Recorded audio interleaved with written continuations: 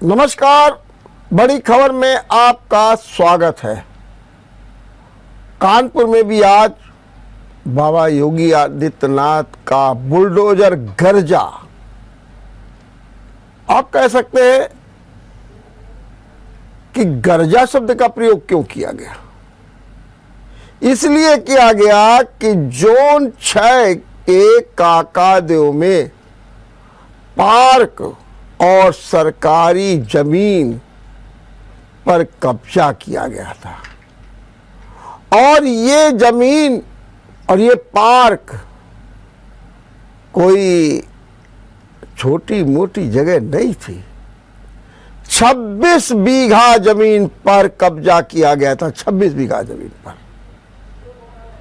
आरएसपुरम स्थान में आज बुलडोजर गया और गरज करके सारे कब्जे हटवा दिए। विरोध हुआ, लेकिन चूंकि अब बुलडोजर का एक माहौल बन गया है तो लोग भी अब ज्यादा हिम्मत नहीं कर रहे।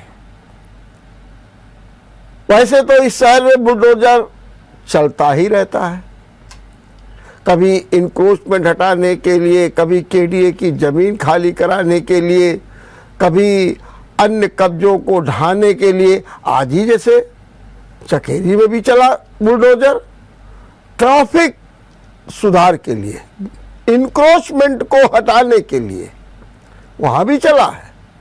लेकिन 26 बीघा जमीन को खाली कराने का काम किया गया है। हालांकि जिस स्थान पर बुलडोजर चला है वहां की सिंचाई विभाग की जमीन पर बड़े पैमाने पर कब्जे हैं। अब सिंचाई विभाग कब जागेगा ये तो देखना है, लेकिन नगर निगम का बुलडोजर आज चल गया। आज एक और खबर से राजनीतिक हलचल तेज हो गई है। विधायक अमिताभ वाजपेयी समेत 4 लोगों पर सरकारी काम में बाधा डालने का मुकदमा दायर कर दिया गया है। अभी हाल में ही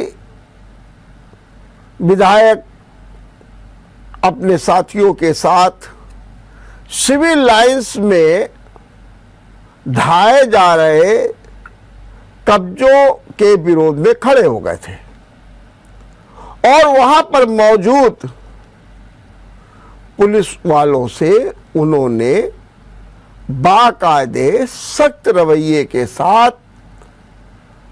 अधिकार मांगा था, वो आदेश मांगा था जिसके तहत ये कार्रवाई हो रही थी।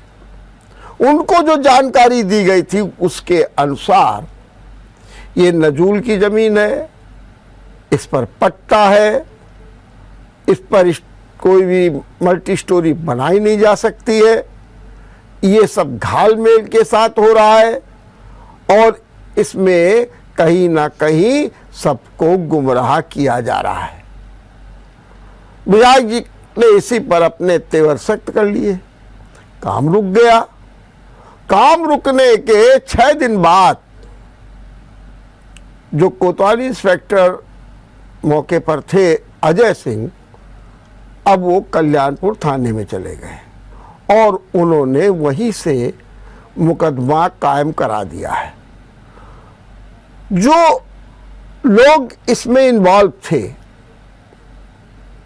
मैं उनका नाम तो नहीं लूंगा क्योंकि कहा यह जा रहा है कि जो रिपोर्ट है उसमें अमिताभ वाजपेयी का ही नाम है, तो उनके साथ में रहने वाले एक सज्जन दावा करते हैं कि इस जमीन पर कुछ हो ही नहीं सकता और उनका यह भी कहना है कि इसमें गांधी आश्रम से जुड़ा हुआ ये मामला है। गांधी के जो विरासत में इस तरीके के अभियान चला करके उनको याद रखने की जो एक पेशकश की गई थी उस पर कुठाराघात है।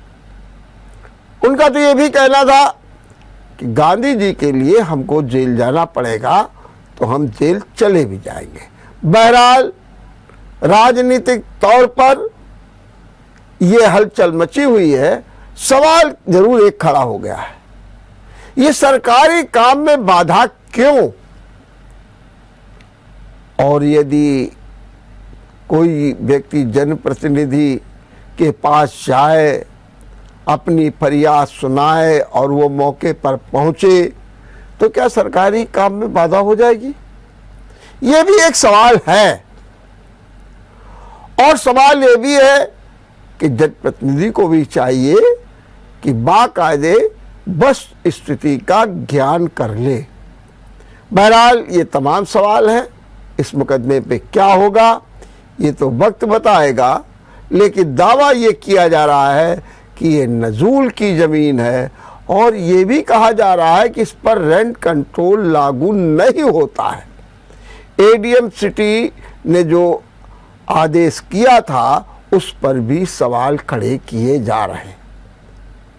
आज की एक जो तीसरी सबसे बड़ी खबर है, देशव्यापी खबर है।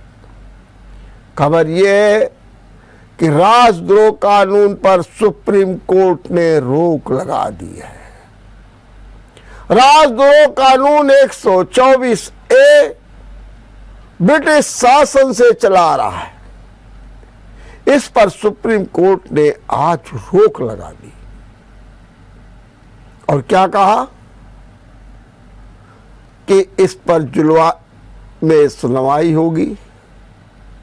जुलाई की सुनवाई के बाद सरकार अपने हिसाब से जो नियम बनेंगे उनके अनुसार कार्रवाई करेगी।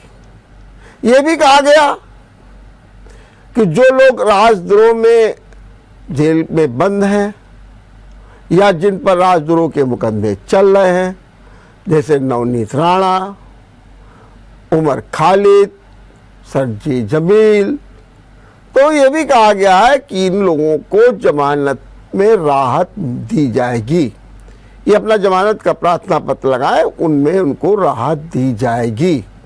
लेकिन अब राजद्रोह का नया केस नहीं दायर किया जाएगा जब तक कि फैसला नहीं हो जाता है।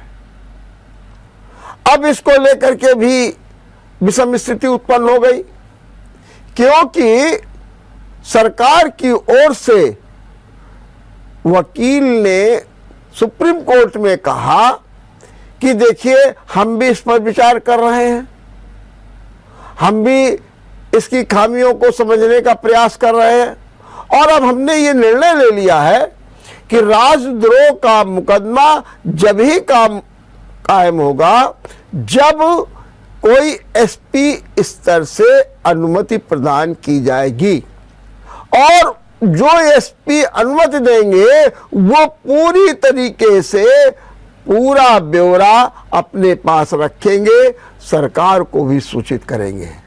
लेकिन कोर्ट ने इसे मानने से इनकार कर दिया और ये फैसला दिया कि नहीं, जो है राजद्रोह कानून पर रोक रहेगी और जुलाई में सुनवाई की जाएगी। लेकिन जब रोक लगी तो सरकार भी थोड़ी सी हलचल में आ गई। जो प्रतिक्रिया मोदी सरकार की आई है उस पर अगर देखा जाए तो सीधे सीधे तो कोई बात नहीं की कही गई है, लेकिन कानून मंत्री नीतीश ने कहा है, कानून मंत्री किरीट रिजिजू ने कहा है कि संविधान के प्रावधानों और मौजूद कानूनों का सम्मान होना चाहिए। मोदी सरकार की प्रतिक्रिया, राजद्रोह कानून पर रोक के बाद कि संविधान के प्रावधानों और कानूनों का सम्मान होना चाहिए और जो न्यायालय है उसकी स्वतंत्रता बरकरार रहनी चाहिए, न्यायालयों की स्वतंत्रता बरकरार रहनी चाहिए। लेकिन उन्होंने एक लाइन और जोड़ दी कि कहीं ना कहीं एक लक्ष्मण रेखा भी है, माने कहीं ना कहीं एक लक्ष्मण रेखा भी है, और इस लक्ष्मण रेखा का सभी अंगों को अक्षर सा पालन करना चाहिए, उसके भावनाओं का सम्मान करना चाहिए। अंगों का मतलब सीधे सीधे व्यवस्थापिका, कार्यपालिका, न्यायपालिका, तीनों से है। एक लक्ष्मण रेखा है, और इस लक्ष्मण रेखा पर सबको ध्यान देना चाहिए। ये बात भी आज खुल करके सामने आई है, और ये माना जा रहा है कि कहीं ना कहीं ये जो कानून पर सुप्रीम कोर्ट की रोक लगी है, उससे मोदी सरकार सहमत नहीं है।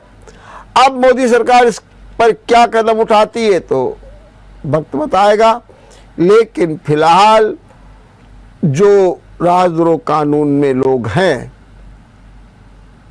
और जेल में तो 13,000 लोग हैं, 800 मामले विचाराधीन है राजद्रोह कानून के।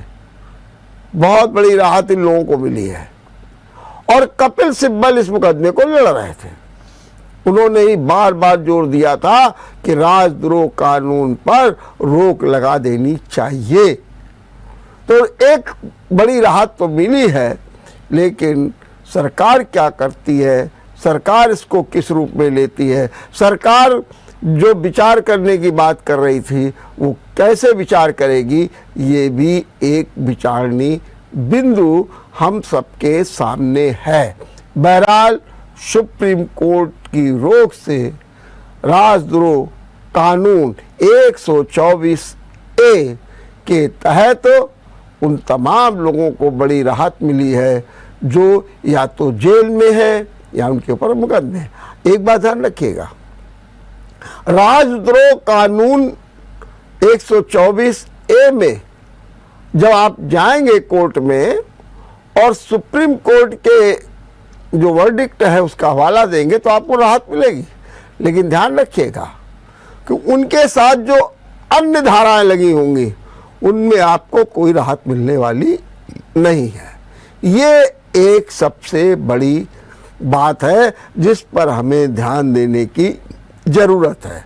और जो सुप्रीम कोर्ट ने राजद्रोह कानून पर रोक लगाई है, एक लंबे समय से इसकी चर्चा हो रही थी और आज इस पर देशव्यापी जो प्रतिक्रिया हुई है उसमें पहली प्रतिक्रिया हमारे कानून मंत्री किरीट रिजिजू की है, जो कहते हैं कि संविधान के प्रावधानों, मौजूदा कानूनों का सम्मान होना चाहिए।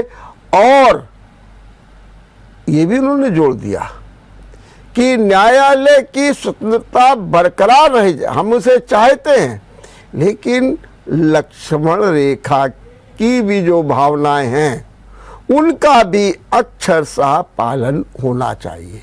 अब देखते हैं ये जो लक्ष्मण रेखा की बात की गई है, ये जो लक्ष्मण रेखा पर बार बार कानून मंत्री ने जोर दिया है, तो उस आधार पर सरकार का क्या रुख होता है, हम यहाँ लेते हैं एक छोटा सा ब्रेक। के बाद आपका एक बार फिर स्वागत है। योगी सरकार में अधिकारी जनता की नहीं सुनते हैं। जनता तो दूर, भाजपा के नेताओं और पदाधिकारियों की भी नहीं सुनते हैं, और अधिकारियों और जनप्रतिनिधियों के बीच में कोई समन्वय नहीं है, जिसके कारण योगी सरकार की जो योजना है कल्याणकारी, यह जो सुशासन है, या जो एक सिस्टम है उसका लाभ आम जन को नहीं मिल रहा है। ये हम नहीं कह रहे हैं, ये रिपोर्ट है मंत्री समूह की। 18 मंत्री समूह बनाए गए, मंडल स्तर पर उनको भेजा गया, उन्होंने अपनी रिपोर्ट मुख्यमंत्री योगी आदित्यनाथ को दे दी है। इस रिपोर्ट में यह बात कही गई है, इस रिपोर्ट में, कि भाई अधिकारी सुनते नहीं है, जनप्रतिनिधियों और जो अफसर हैं उनके बीच में कोई समन्वय नहीं है। हालांकि योजनाओं का कार्यान्वयन ठीक हो रहा है, स्वास्थ्य, महिला सुरक्षा आदि मामलों में निश्चित रूप से शिकायतें हैं। और सच बात तो यह है कि 30 जिलों की जो शिकायतें की गई है उसमें डीएम से लेकर के एसओ तक है, माने एसओ का मतलब थानाध्यक्ष तक खुल करके शिकायत की गई है। और मुख्यमंत्री योगी आदित्यनाथ ने इस पर सख्त रवैया अख्तियार किया और उन्होंने नोडल अधिकारी जो नियुक्त किए गए हैं जिलेवार, उनको ये रिपोर्ट दे करके आवश्यक कार्रवाई करने को कहा है। योगी आदित्यनाथ ने आज एक और फैसला किया। उन्होंने कहा कि अस्पतालों में दवाएं उपलब्ध रहे, ये सुनिश्चित किया जाए, बाहर से मरीजों को दवाएं न लेनी पड़े, इसके लिए बाकायदे एक कमेटी बना करके तय किया जाए कौन कौन से दवाओं की आवश्यकता है और टेंडर के माध्यम से, अन्य माध्यम से उन्हें उपलब्ध कराया जाए। कहीं से भी ये शिकायत नहीं मिलनी चाहिए, चाहे वो अस्पताल हो, चाहे प्राथमिक स्वास्थ्य केंद्र हो, कि दवाएं नहीं है, मरीज भटक रहे हैं, बाहर से दवाएं लिखी जा रही हैं। हालांकि ये बात पहली बार नहीं हो रही है, सभी सरकारों में ये बातें होती थी, लेकिन ये साकार रूप में नहीं होता। जो सरकारी अस्पतालों के जो डॉक्टर्स हैं, जो जिम्मेदार लोग हैं, वो कहते हैं बजट ही नहीं है। और जब वो कहते हैं बजट नहीं है तो कहते हैं कि उनके सामने मजबूरी होती है बाहर से दवाएं लिखना, इसलिए मजबूरी में सारा काम हो रहा है। अब देखिए, योगी सरकार के तेवर सख्त हैं, आदेशों पर पालन करने का दबाव है और ये लगातार इस बात की समीक्षा हो रही है कि योगी सरकार की नीतियों का सुचारू रूप से पालन हो रहा है कि नहीं हो रहा है।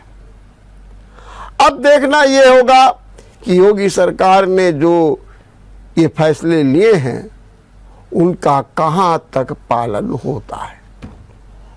आज जो अंतिम खबर है वो भी बड़ी अपने ढंग में आश्चर्य भी डालती है।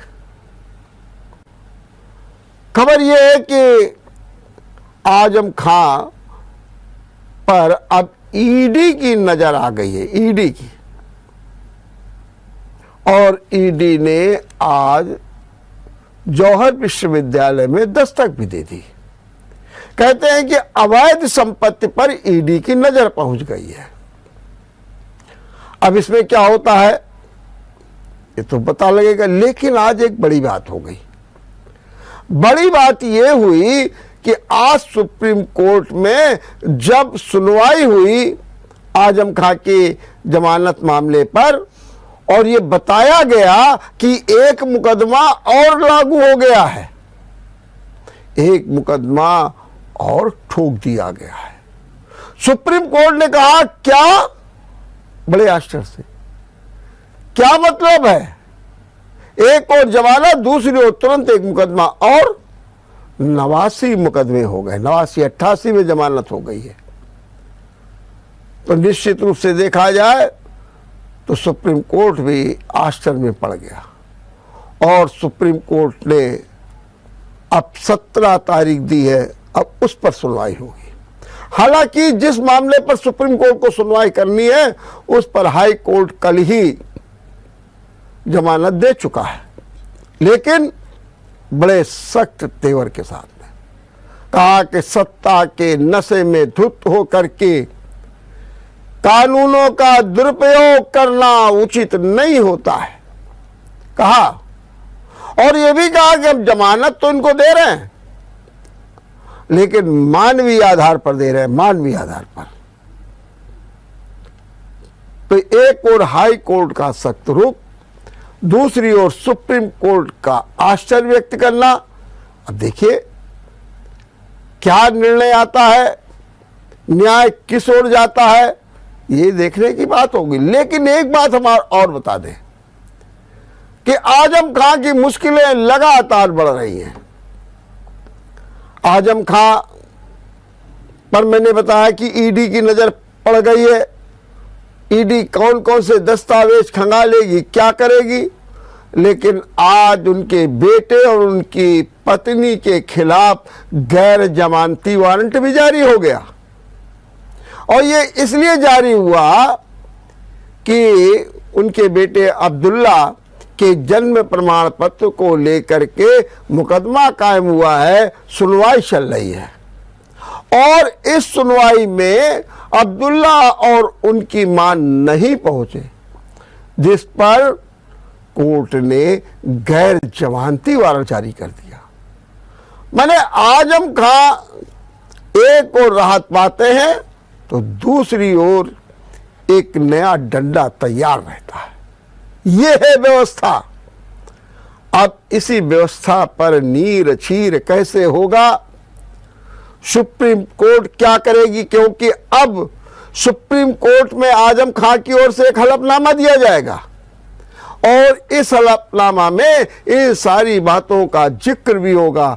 और ये जो नया मुकदमा कायम हुआ है स्कूल की मान्यता के फर्जीफिकेशन का, उसको भी प्रस्तुत किया जाएगा। देखना है कि कोर्ट की न्याय की धार कहां तक चलती है। देखते रहिए बड़ी खबर। नमस्कार। अगर आपको हमारा वीडियो पसंद आया हो तो हमें लाइक करें, सब्सक्राइब करें और ज्यादा से ज्यादा शेयर करें। और हाँ, बेल आइकॉन दबाना ना भूलें ताकि हर खबर का अपडेट आप तक पहुंचे तुरंत। आप हमें इंस्टा, ट्विटर और फेसबुक पर भी फॉलो कर सकते हैं। हमारी आईडी है @JMT